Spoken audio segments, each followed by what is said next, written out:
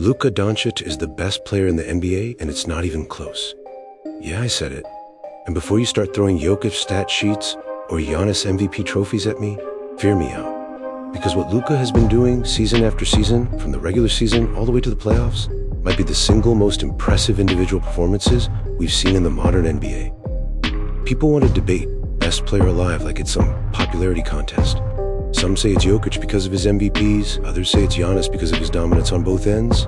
Some cling to Steph for his shooting, and there's always a Tatum crowd popping up after every Celtics win. But here's the thing, none of them have done what Luka's been doing. None of them control a game like him. None of them can put up numbers that look like a video game box score while dragging their team through the bloodbath that is the NBA playoffs. Today I'm breaking it all down. The skill set, the stats, playoff masterpiece that proved Luka Doncic is not just the best player right now, but one of the greatest young players the game has ever seen. And yeah, I'm fully prepared for the comment section to look like a war zone after this. If we're going to talk about Luka being the best player alive, we have to start with what he did in the regular season with Dallas. Because this wasn't just a playoff hot streak, this was months of straight-up dominance. Luka averaged 33.9 points, 9.2 rebounds, and 9.8 assists in his last season in Dallas. You know what that is? That's flirting with a triple-double while leading the league in scoring. That's something even guys like LeBron, MJ, and Kobe never pulled up in a single year. And it's not just the raw numbers. Luka's player efficiency rating was in historic territory. His usage rate was through the roof, meaning everything Dallas did offensively went through him. And yet his efficiency stayed elite. That's almost unheard of. Usually when a player carries that much of an offensive load, their shooting percentages drop and the turnovers go up. Luka? Not. He was just surgical with the ball. He wasn't doing this with the super team either. Yes, Curry was a great second option, but outside of that, Dallas's roster is role players, rookies, and guys who fit around Luka's style. He's not surrounded by all-stars like Steph was with Clayton, Draymond, and KD, or like LeBron was with Wade and Bosh. This is Luka and a well-built supporting cast. But it's his show. When you look at players like Lively and Gafford, who went from simple bench players to absolute dominant big men in some games, simply because of Luka, it tells you something. These guys had field goal percentage of over 65% over a season, and they definitely never played this good surrounded by other players. And here's the crazy part. Luka's offensive rating was better than Jokic's. Yeah, the guy everyone calls the most unstoppable offensive player in the world, Luka had a better offensive rating while taking more responsibility for the team scoring. The best way I can describe Luka is this. He plays the game like it's moving in slow motion, but everyone else is stuck on fast forward. He doesn't need jaw-dropping athleticism to dominate you. He's not out there doing Giannis-like dunks from the free throw line. He's not blowing by defenders like prime D Rose. What Luka does is even more frustrating. He makes you think you've stopped him, then calmly scores anyways. Footwork? Elite. He's got a post-up game most guards would dream of. Shooting bag? Step-back threes, mid-range pull-ups, floaters, you name it. Pace control? This is where he kills defenses. He can speed up, slow down, or change direction with just the right moment. That's why quicker, more athletic defenders still can't stay in front of him. Passing? Arguably the best in the league, maybe even all time.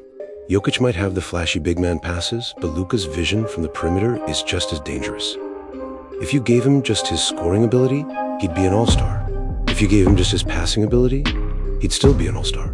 But having both, that's why we're talking about him as the best player in the NBA. Now, before Luka joined the Lakers, before he was wearing purple and gold, there was that playoff run with Dallas. The playoff run that put his name in all-time playoff conversations.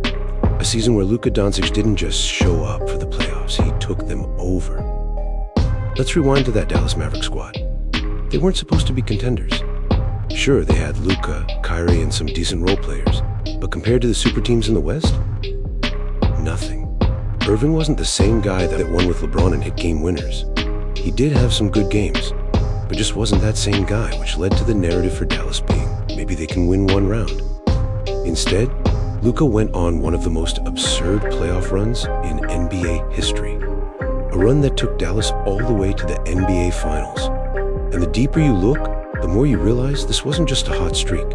This was an all-time great player, announcing himself as that guy in the league.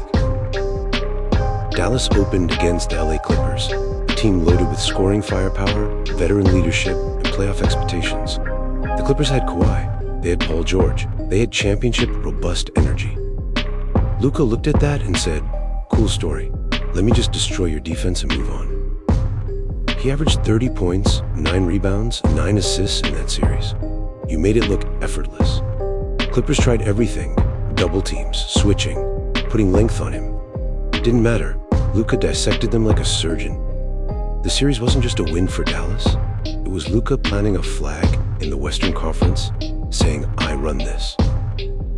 Next up was OKC, a young, hungry team led by Shai Gilgeous-Alexander. OKC's defense was swarming. They had length at every position. They had speed, and they had nothing to lose. On paper, this should have been Luka's toughest matchup, that too coming off a 7-game series against the Clippers. In reality, Luka had his worst series of the playoffs, if you can call averaging 24, 10, and 8 on decent efficiency your worst. That's the thing. Luka at his lowest still puts up numbers most stars would kill for at their peak. And even while his shooting was imperfect, his control of the game never wavered. His passing, his tempo, his decision-making, all of it still put OKC on their heels. Dallas took the series in 6 games, sending the Thunder home. And here's the wild part. The Thunder took that loss personally. They retooled in the offseason and came back this year and stormed the league to win the NBA championship. So think about that for a second. Luka Doncic didn't just beat any playoff team. Luka took down the squad that would become the best team in basketball the very next season. Moving on to the Western Conference Finals, it didn't get any easier. Then came Minnesota, the league's #1 defense led by Rudy Gobert, Jaden McDaniels, and Anthony Edwards, and the team that took out the defending champs. If you didn't watch the series, let me make this clear. This wasn't just Luka playing well. This was Luka taking a top-tier defense, finding every weakness they had, and turning those weaknesses into highlight reels. He bounced back from an off series like no other. Drop coverage, Luka put the defender in jail and scored at will. Blitzes, he found the roll man for an easy dunk or kicks to the corner for a wide-open 3. Switches, forget about it. He hunted mismatches like a lion. It wasn't just domination, it was control. Minnesota wasn't reacting fast enough. And even when the head did, Luka was already 2 steps ahead. He had moments where he outplayed the entire team himself.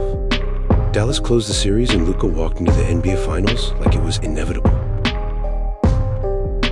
Now we move on to the finals. It wasn't the easiest matchup. The Mavericks facing Eastern Conference powerhouse, physical, deep, and well-coached. For Luka played like it was just another day at the office. Didn't just score, he made everybody on his team better. When Dallas needed buckets, he delivered. When they needed control, he slowed down the game. When they needed a spark, he made the pass to change the momentum. He didn't win this series, but LeBron was also swept in the playoffs, and Kobe was also lost, so was MJ. And yeah, that's the one thing people will point to when they try to tear down this run. But if you're looking at individual performances, there are very few playoff runs in history that can touch this one. Now here's where it gets spicy. We've seen some legendary playoff runs before. Dirk's 2011 title, Kawhi's 2019 run in Toronto, Jokic's 2023 domination. Luka's, it's right there with and maybe above all of them. Why? Because of context. He went through a Clippers team that's built to stop ball-dominant guards. He outlasted OKC Thunder, the future champions, and he shredded the best defense in the team that beat defending champions in Minnesota. He capped it off by giving it his all in the finals without ever looking rattled. Not to mention, his statistical output was absurd. We're talking numbers that historically only LeBron James, Nikola Jokic, and Oscar Robertson have touched. And Luka did it while being the clear-cut leader, shot creator, and emotional engine for the team. If you factor in the difficulty of opponents, the control he displayed, and the fact that he was still just 25 years old at the time, this might be the greatest playoff run in the history of the NBA. After that insane run, it was clear Luka was inserting himself as the best player in the league, and the Mavs had a generational talent that would soon get them a championship. Then came the blockbuster trade. Luka Doncic traded to the Los Angeles Lakers. The headlines exploded. Analysts called it the biggest move since LeBron joined the Heat in 2010. The Lakers instantly gained more attention than it already had as the most watched team in sports, and Luka was the center of it all. Now here's the thing. The following season, Luka didn't make it back to the finals. In fact, he and the Lakers got bounced earlier than expected.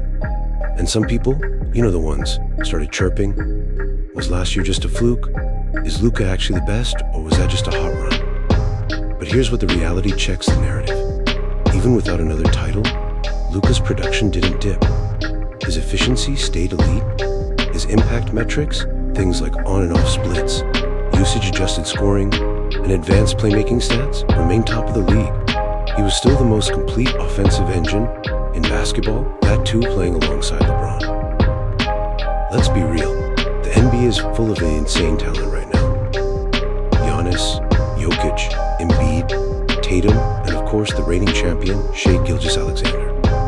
But there's a difference between best season and best player. Luka has a skill set that translates in any era and any playoff matchup.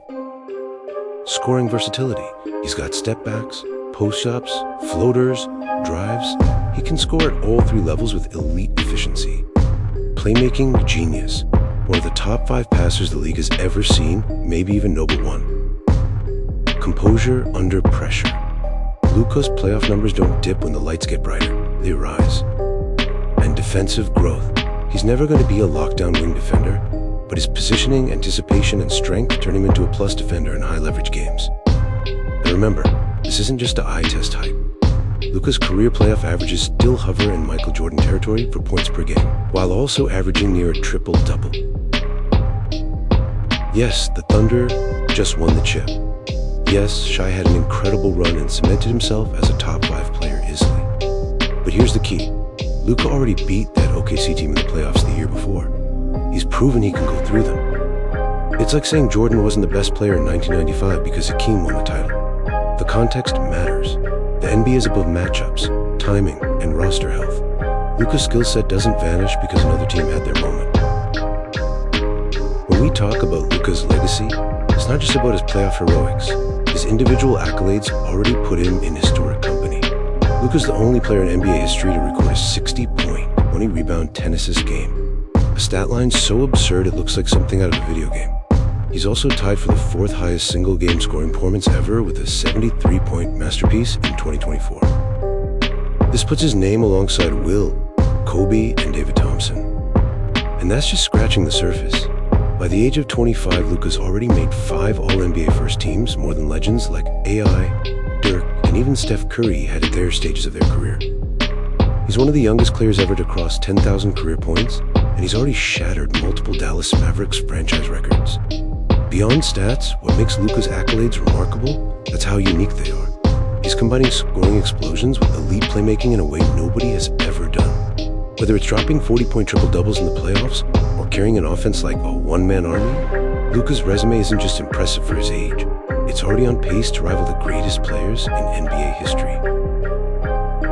When you stack everything, the historic playoff run, the sustained production even after switching teams, the fact that he's already a Hall of Famer in All-NBA first-team selections, it's hard to argue against Luka being the best player in the world right now. Sure, Jokic might be the best big man.